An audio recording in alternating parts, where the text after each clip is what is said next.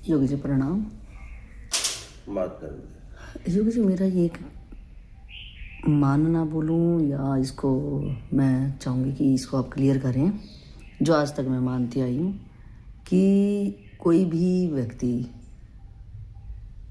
जो वो अंदर होता है उसके शब्दों से वही व्यक्त होता है। थोड़ी देर वो बनावटी बन सकता है कि शब्दों के चिकना चुपड़ी बात करके, लेकिन अगर थोड़े से टाइम उसके साथ रुकना पड़ जाए तो शब्दों के माध्यम से तो उसका अंदर वाला पता चलेगा ना कि हम वो शब्दों के माध्यम से क्या कहना चाह रहा है और अंदर से वो कैसा है। जब तक बिना शब्द के तो उसका भाव भी कैसे देखेंगे हम। तो मेरा अपना पर्सनल जो, अगर मैं खुद या और किसी के साथ अगर मैं बात करती हूँ और उसकी बातों में मुझे क्या लगता है, तो कई बार मैं अपनी समझ से, जितनी भी मेरी समझ है, मुझे अगले की बातें, क्योंकि सबका जो पास्ट में जैसे जी के आया, जैसे उसके संस्कार हैं, जो चीज़ें उसको, सबका अपना एक डिसिप्लिन सिचुएशन के अनुसार बन जाता है कि वो अपनी ज़िंदगी किस तरह से जी के आया होगा, तो उसको वो चीज़ें ठीक लगने लग जाती है और वो अपनी बुद्धि से चाहे भी तो वो एक तर्क एक खड़ा कर सकता है जेन्युइन कि भैया इसमें क्या है, ये काम को ऐसे भी करा जा सकता है। और अगर दूसरा बंदा तो उसके अनुसार वो अपनी ज़िंदगी जी के आया है, उसके अनुसार, उसकी सिचुएशन के अनुसार उसकी मेंटेलिटी बन गई है, उसके अनुसार उसका डिसिप्लिन बन गया है। तो दोनों की बातों में जब नॉर्मल बातें हों और ये हो कि किसी को बहुत बार हाथ धोना ही पसंद है और कोई कहता है कि हाथ के, अगर हम ऐसे भी बैठे हैं और कहीं नहीं लगा तो बोलेगा हाथ कहाँ लगा इतनी बार भी, क्योंकि एक हाथ बार धोना भी एक बीमारी का नाम मुझे नहीं पता। तो वो बंदे के मन में इतना ज़्यादा आ जाता है कि उसको थोड़ी थोड़ी देर में ऐसे लगने लग जाता है कि मेरे हाथ गंदे हो गए और वो पागल की तरह बार बार हाथ ही धोए जाता है। मतलब कोई भी चीज़ को वो दिमाग में हम इतना ज़्यादा ले जाते हैं, कोई भी चीज़ को, तो वो देखने में एक अब नॉर्मल सा लगता है कि इतनी सी भी क्या ज़रूरत थी उसकी। तो उसमें जो क्या मेरा इसमें कि मैं जो शब्दों से, क्योंकि मेरे को जो लगता है कि शब्दों से ही तो मेरे को किसी का भाव व्यक्त होगा, ऐसे बिना उसके कैसे भाव व्यक्त होगा। तो इसमें आपका क्या मानना है कि जो मुझे दूसरे की बात, तो कि मुझे अपना तर्क में ये लगता है कि मेरे पास, मैं ये नहीं कहती कि मैं ही ठीक हूँ यहाँ पे कि मेरी ही बात मानी जाए। मैं ये कहती हूँ कि अगर ये बात ऐसे है तो आप इसके बाजू में इससे बड़ा कोई अगर मुझे लॉजिक बताते हो रीजनेबल, वो रीजनेबल लगना चाहिए कि अगर हम अभी धोके हाथ बैठे हैं और हम ऐसे ही बैठे हैं, या खाने से पहले हाथ धोना चाहिए, नॉर्मल लगता है चीज़ें। लेकिन अगर मैं ये छोटा सा एग्जांपल से समझ जाऊंगी कि वो कह रहे कि अगर हम ऐसे ही बैठे हैं और थोड़ी देर बाद वो कह रहे भाई हाथ धो ले, यानी खाना नहीं है, कुछ भी टच करने वाला हाथ धो ले, और उससे मैं इरिटेट हो जाती हूँ कि मैंने तो कुछ छुआ ही नहीं भैया, और मेरा दिमाग उस टाइम पे शायद और कहीं काम कर रहा हूँ और उसका वो जैसे सिचुएशन में जी के आ रहा हो, तो हो सकता है उसके लिए बहुत इंपॉर्टेंट रहा हो। उसने क्या पता अपनी ज़िंदगी में बहुत बारीकी चीज़ें इससे नज़र आई हो कि उसके बार बार हाथ धोने से अंदर जो उसको स्वच्छता का उसका महत्व उसके लिए है।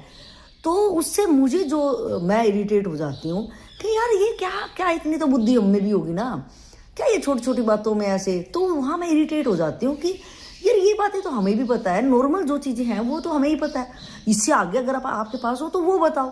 तो इसमें आपका क्या कहना है कि मुझे अगले बंदे को समझने के लिए मेरे पास क्या माध्यम होना चाहिए? देखो, ऐसा है कि हम कुछ भी समझते हैं तो अपनी समझ से ही समझते हैं, ठीक है, अपनी समझ से ही समझना चाहते हैं। लेकिन अगर मुझसे कोई सीनियर है तो उसका समझाने का तरीका अलग होगा, इसलिए वो सीनियर है।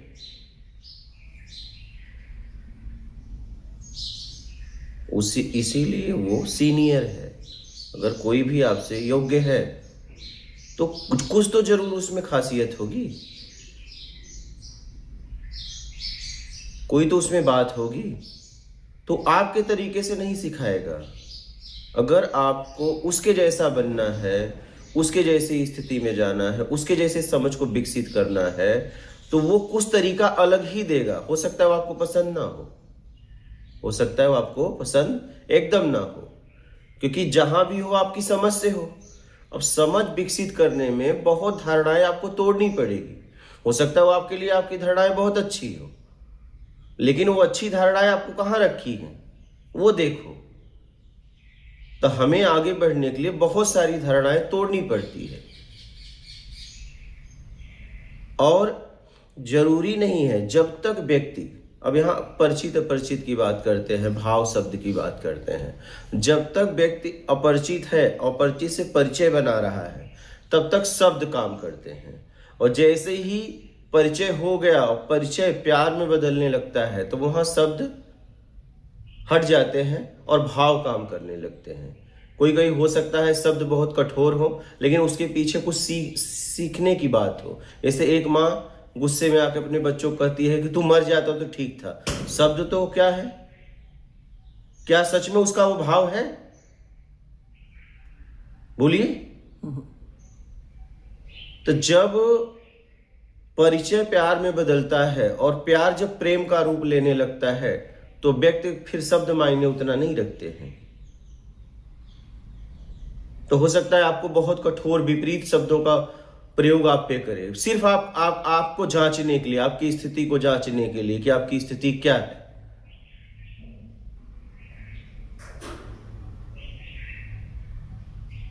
इसलिए कि जब तक शब्दों का प्रहार नहीं होगा तब तक आपके मानसिक स्थिति का पता नहीं चलेगा।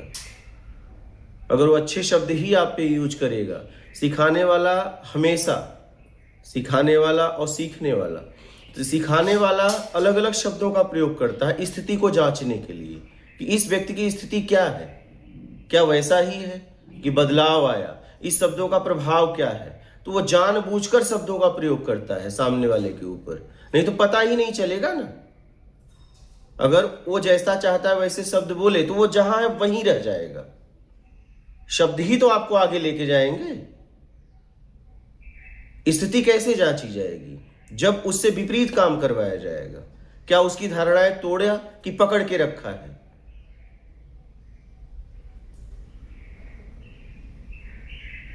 तो परिचय से जब प्यार से जब प्रेम में बदलने लगता है, फिर वहां शब्द मायने नहीं रखते हैं, वहां भाव मायने रखते हैं। मैंने एक उदाहरण दिया, ये उदाहरण बहुत साधारण है। हाँ,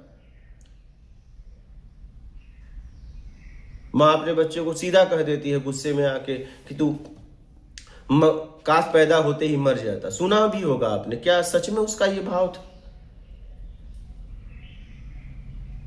लेकिन वो बच्चा कहीं ना कहीं बिगड़ रहा था, उसे सुधारने के लिए ऐसे शब्द का वो प्रयोग कर रही है। लेकिन अंदर से उसके अगर बच्चे को कोई अगर तिनका भी छू दे विपरीत दिशा में, चाहे कुभाव से, तो वो उसको छोड़ेगी? शब्दों तक मत जियो, शब्दों के बाद आप प्रेम में उतरो, भावनाओं में उतरो, बस शब्दों को मत पकड़ो। आप देखो सामने वाला व्यक्ति मेरे लिए क्या मायने रखता है। नहीं तो क्या होगा, अगर आप वो शब्दों को सह नहीं पाओगे, समझ नहीं पाओगे, तो फिर वो प्रयोग करना बंद कर देगा और फिर आप जहां हो वहीं रह जाओगे। आप जहां हो वहीं रह जाओगे।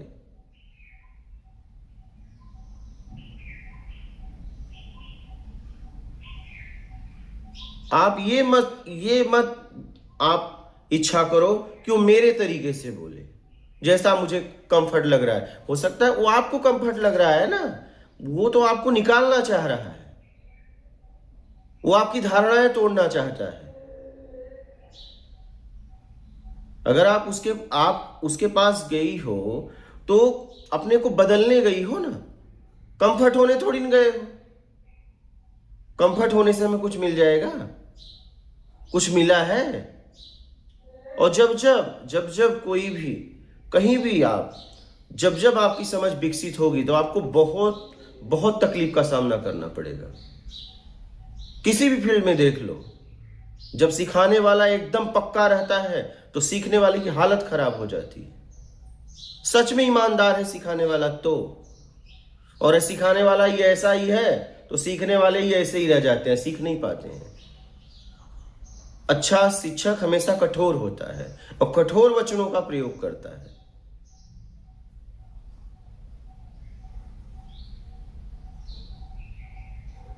और कठोर वचन बोलने पे, विपरीत परिस्थिति पैदा करने पे सामने वाले की स्थिति का पता चलता है कि उसकी क्या मानसिक स्थिति है। उसकी समझ कहां तक विकसित हुई, उसमें राग द्वेष लग रहा है कि नहीं लग रहा है, क्या वो अपने तरीके से ही जीना चाहता है। आप अपने तरीके से जियोगे तो जहां हो वहीं रहोगे ना, आप जहां हो वहीं रहोगे, उससे ऊपर थोड़ी ना आ पाओगे। अब आपके सीनियर के तरीके से आपको जीना पड़ेगा, क्योंकि अगर वो कुछ कह रहा है तो उसे भी तो मेहनत लग रही है। उसे क्या पड़ी है, उसे क्या पड़ी है, उसे क्या मिल रहा है।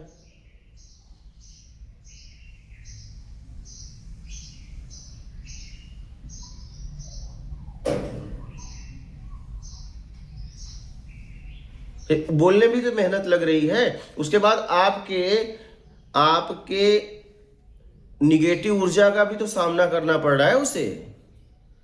आप बोलो या ना बोलो, अगर सीनियर है तो आपके भाव से पता चल गया कि आप क्या विचार कर रहे हो, तो उसका भी तो उस पर असर पड़ रहा है, वो बोले या ना बोले। क्या उसका असर नहीं पड़ता है क्या? एक व्यक्ति आपके साथ रहे और जैसा वो हाव भाव बनाए वैसा आप पे भी प्रभाव पड़ेगा ना। हम क्या है ना, हम अपना तरीका नहीं छोड़ना चाहते। अब आपको देखना है कि आप जीना चाहते हो बस, कि आप आगे बढ़ना चाहते हो। अब आगे बढ़ने के लिए बहुत आपको सामना करना पड़ेगा विपरीत परिस्थितियों का, समझना। वो आपके लिए विपरीत है, सीखने के बाद विपरीत नहीं है। अभी विपरीत है, लेकिन वो विपरीत परिस्थितियां ही आपकी सहायक हैं आगे बढ़ने में। और अगर आपकी अनुकूल परिस्थितियां बना दिया जाए तो आप कभी ग्रोथ नहीं कर पाओगे, आप उन्नति नहीं कर पाओगे, आप जहां हो वहीं रहोगे।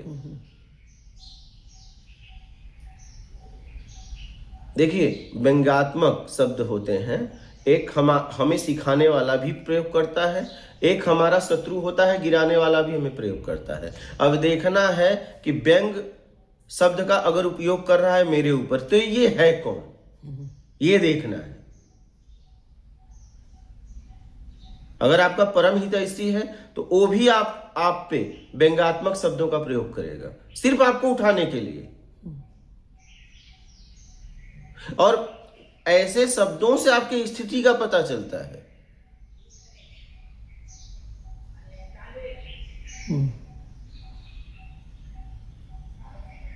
और वो प्रयोग ना करें ना तो पता ही नहीं चलेगा, पता भी नहीं चलेगा।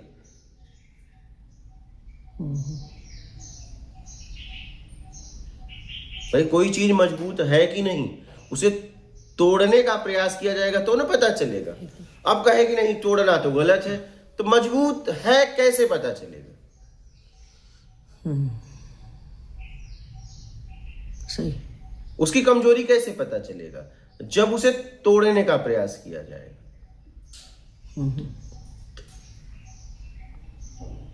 और तोड़ने का प्रयास आपको किया जाएगा तो विपरीत परिस्थितियां पैदा करना पड़ेगा। शुरुआत में वो आपके लिए ठीक नहीं है, कोई चीज हम तोड़ने का प्रयास कर रहे हैं तो तोड़ना तो है नहीं, लेकिन प्रयास किया जा रहा है इसकी जांच करने के लिए कितना मजबूत है। अगर ये कमजोर होगा तो इसे और कुछ मिला के इसे मजबूत बनाया जाएगा। नहीं, तोड़ना उसे नहीं है, लेकिन तोड़ने का प्रयास फिर भी किया जाएगा, तभी न मजबूती का पता चलेगा। तोड़ना तो ठीक नहीं है, तोड़ने का क्या, तोड़ने का भाव है क्या?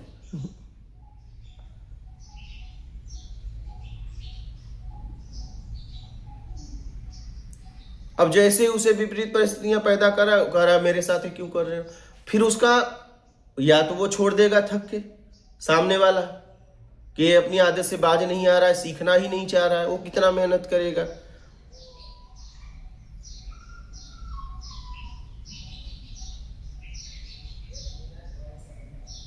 तो हमें सिखाने वाला हमारा हितैषी परम हितैषी है, तो हमारे ऊपर कठोर शब्दों का प्रयोग करता है। वो भी समाज में भी करता है, क्योंकि समाज में ज्यादा प्रभाव पड़ता है। क्या कभी कभी वो समाज में भी करता है।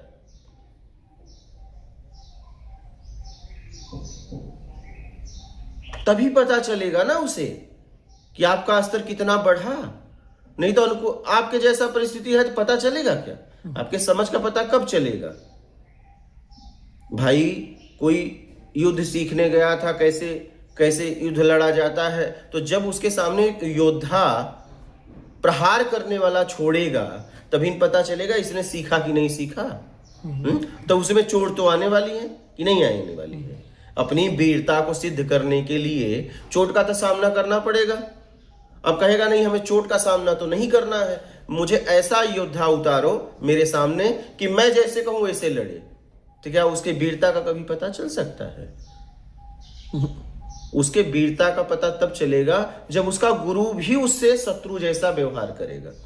अब करना पड़ेगा, शत्रु वो नहीं है लेकिन उससे शत्रु जैसा प्रहार करना पड़ेगा। हाँ, तभी न जांच होगी उसकी वीरता की। तो चाहे किसी क्षेत्र में जाओ, अगर हमारा चाहे वो गुरु नाम दे दो, चाहे आप सिखाने वाला नाम दे दो, अगर वो ईमानदार है तो आपको विपरीत परिस्थितियां पैदा करेगा,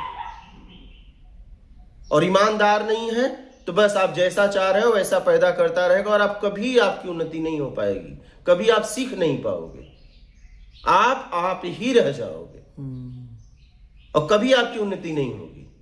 और ईमानदार अगर है तो आपको पता भी नहीं चलेगा और विपरीत परिस्थितियां पैदा करेगा। हो सकता है आपको लगे कि ये जलील कर रहा है मुझे, क्योंकि तभी आपको पता चलेगा ना कि आपकी मनोदशा क्या है, आपकी समझ कहां तक विकसित हुई।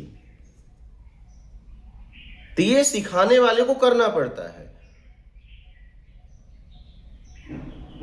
और अथाह प्रेम है तभी करेगा। हाँ, क्योंकि आप जितना घुटोगे वो भी तो घुटेगा आपके साथ, उसे भी तो घुटन होगी। आप जितना पीड़ा होगा उसे भी तो सामना करना पड़ेगा, क्योंकि वो आपके साथ है ना, आप उसके साथ हो। भाई आप सिखाने वाले के साथ जा रहे हो, पहुंच गया, उसने रात भर कुछ बिस्तर का प्रयोग नहीं किया, उन्हें तुम्हें करने दिया, तो क्या तुम्हारे साथ वो भी तो ठंड में रहा है? लेकिन हमें क्या है, उसका ठंड नहीं दिखता। हमें लगता है ये मुझे ऐसे क्यों रखा, लेकिन ये नहीं देखा कि वो भी तुम्हारे साथ उसी तरीके से जिया। वो नहीं देख पाए वो कितना महान है।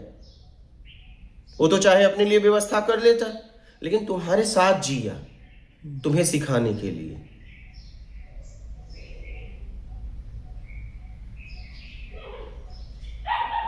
तो प्रेम में शब्द मायने नहीं रखते हैं। सिखाने में शब्द बड़े सहयोगी होते हैं और हमेशा जांचने के लिए विपरीत परिस्थितियां पैदा करना ही पड़ता है। तभी साधक की जिज्ञासु की स्थिति पता चलती है कि उसका स्तर कहां तक आगे बढ़ा।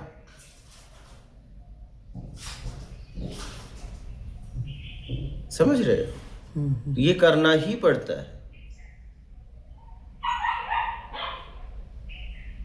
उसी में आपकी समझ बढ़ेगी, उसी में आपको तकलीफ भी होगी। जब जब समझ बढ़ेगी तब तक तकलीफ का सामना करना पड़ेगा। ये आप ध्यान रखना जीवन में, चाहे किसी फील्ड में हो।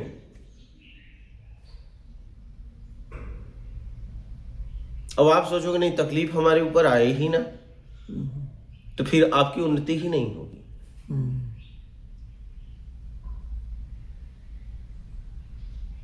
बोलिए। हाँ, ये बात एकदम क्लियर समझ में आई कि जो मेरा लेवल है और मेरे लेवल को, कि जैसे कुम्हार मिट्टी का रूप चेंज करता है कुछ भी बर्तन बनाने में, तो पहले उसको पीटता ही है। और ये मैंने अपने प्रोफेशन में भी देखा कि, और एकदम क्लियरिटी समझ में आ रही है कि मैं जहाँ हूँ, पहले मैं भी वैसी नहीं थी। मतलब अगर मैं फर्स्ट क्लास में हूँ तो एनआर ही मुझे अच्छे लगते हैं। अगर मैं एनआर पे ही रुक गई, कायदे पे ही रुक गई, तो मैं अगली किताब पे नहीं पहुँच पाऊँगी। और एनआर भी मुझे ऐसे ही नहीं आगे। उस पहले वाले टीचर ने भी बहुत ही मेहनत करनी होगी कि कुछ भी अनघड़त चीज़ पे घड़ना बड़ा मुश्किल है, क्योंकि वो घड़ने भी नहीं देगा। और यहाँ दो परिस्थिति में देख पा रही हूँ कि एक तो वो ये देख पा रहा है कि शरीर प्रकृति का, ये अपने आप ही बड़ा होगा और समाज कैसे चलता है ये एकदम गंवार पशु की वत रह जाएगा। तो उसको आगे का दिखता है, लेकिन उस ढीठ बच्चे को अभी नहीं दिखता है, क्योंकि उसको अपने मन के मुताबिक ही चीज़ें अच्छी लगती हैं कि बस खेलना और शरारतें करना, जो उसका मन करे वो बस वो करे। लेकिन जो भी उसका, चाहे वो माता पिता हो, चाहे वो शिक्षक हो, और चाहे कोई भी उसका पालक हो, तो उसको समाज का आगे भी पता है कि समाज ऐसे नहीं चलता है, और शरीर इसका बड़ा होगा तो इसको किसी चीज़ की ज़रूरत पड़ेगी। तो उसको साइड बाय साइड जितनी देर भी उसको पढ़ने के लिए बिठाते हैं तो बड़ा उद्गीर होता है उसका मन, बहुत ज़्यादा चिल्ला मचाटी मचाता है वो। और फिर भी घर वालों को पता है कि नहीं, अगर रोना, चाहे वो रो के बिठाएं, पिटाई भी करते हैं उस टाइम पे, इतनी देर कैसे कैसे। तो आपने बिल्कुल सही कहा कि अगर उसी पे अटक जाए कि ये तो मैंने अब सीख लिया, अब इससे ज़्यादा इतना ज़्यादा नहीं सीखना, क्योंकि शिक्षक या घर पे माँ बाप भी पढ़ाते हैं तो बोलते हैं हाँ बस इतना ही करना है आज तूने, बस इससे ज़्यादा नहीं करना। तो ये लालच देके कि जब फिर तेरे पसंद की चीज़ें होंगी तू जैसे करेगा वैसे करेगा, बस इतना सा काम कर ले। तो उस टाइम पे भी उसको पेन तो उस टाइम पे भी होता है। फिर अगली क्लास में फिर सोचता कि ये कब तक आखिर चलेगा। कोई भी पढ़ने वाला जब आगे आगे पढ़ता है तो उसको मन ऐसे होता है यार ये पढ़ाई ख़त्म हो गया मेरी ज़िंदगी से, कहीं इस पढ़ाई से मैं पहुँच नहीं पा रहा हूँ। लेकिन जैसे जैसे स्टेप आगे बढ़ता है तो सब्जेक्ट भी कम होते रहते हैं, कि जब हम 10वीं में होते हैं तो हमारे 6-7 सब्जेक्ट होते हैं, जब 11वीं में होते हैं, जब चेंज होती हैं साइड आर्ट कॉमर्स उससे, तो सब्जेक्ट तो कम हो जाते हैं, और लास्ट में जाके एक ही सब्जेक्ट रहता है जब मास्टर करते हैं।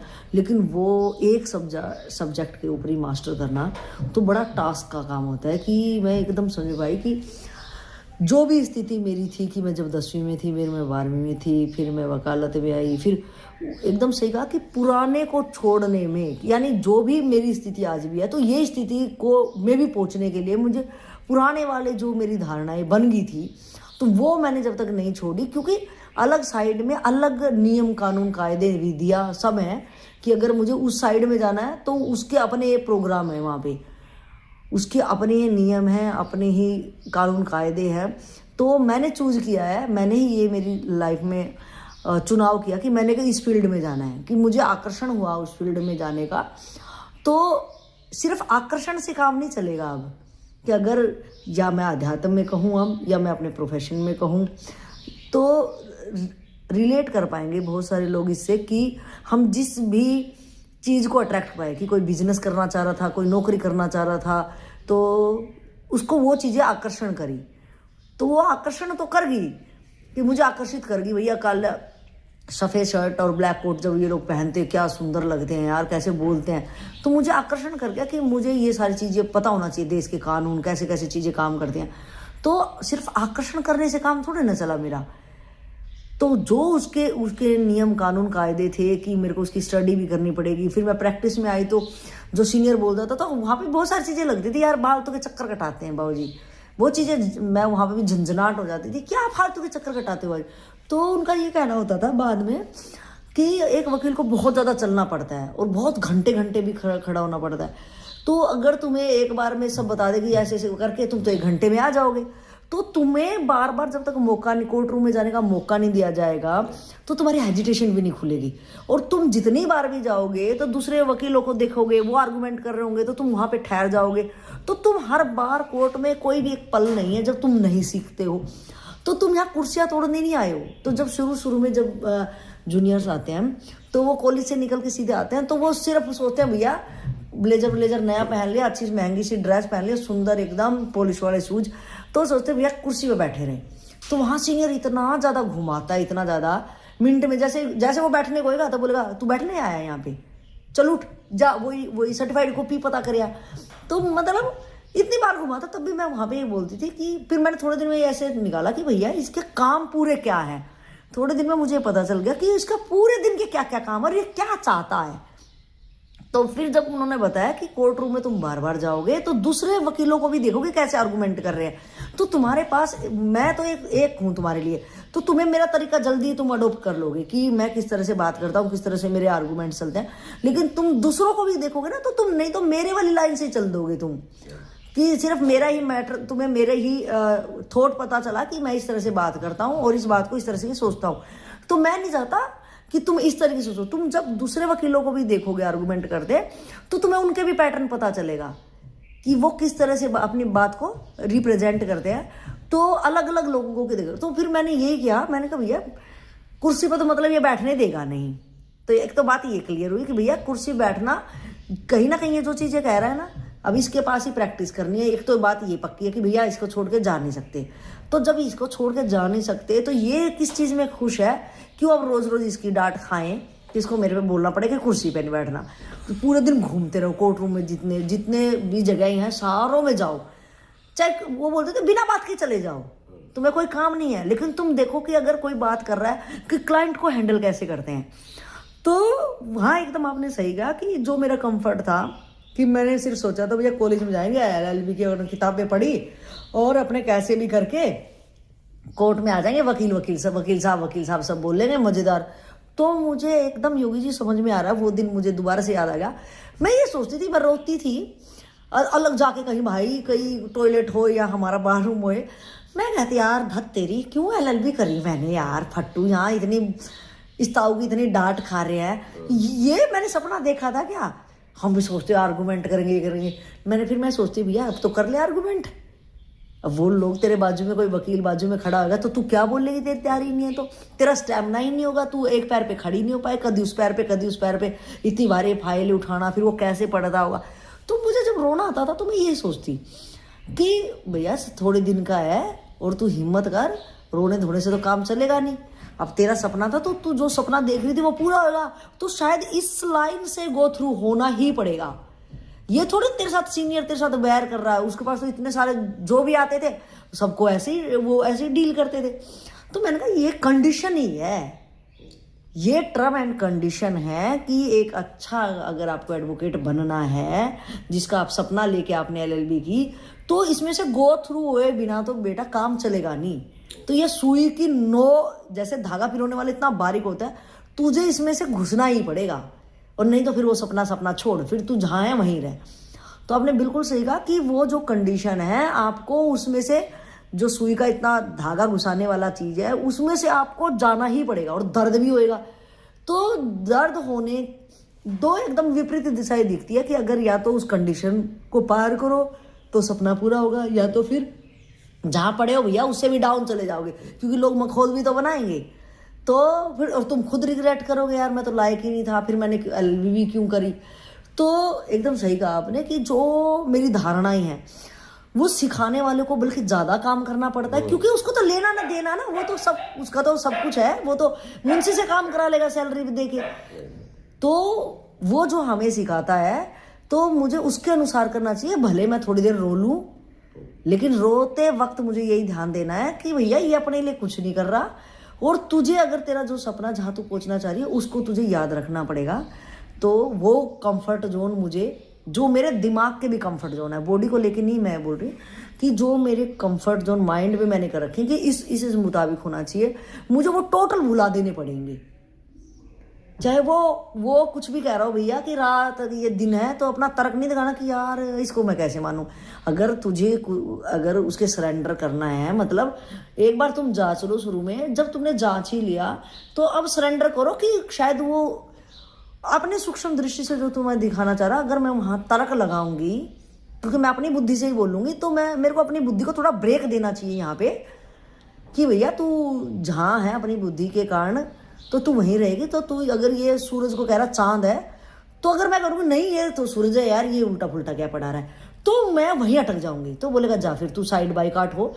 तो शायद हो सकता है वो मुझे जो कह रहा सूरज नहीं ये चांद है, तो वो डिफाइन करेगा ना आगे जाके।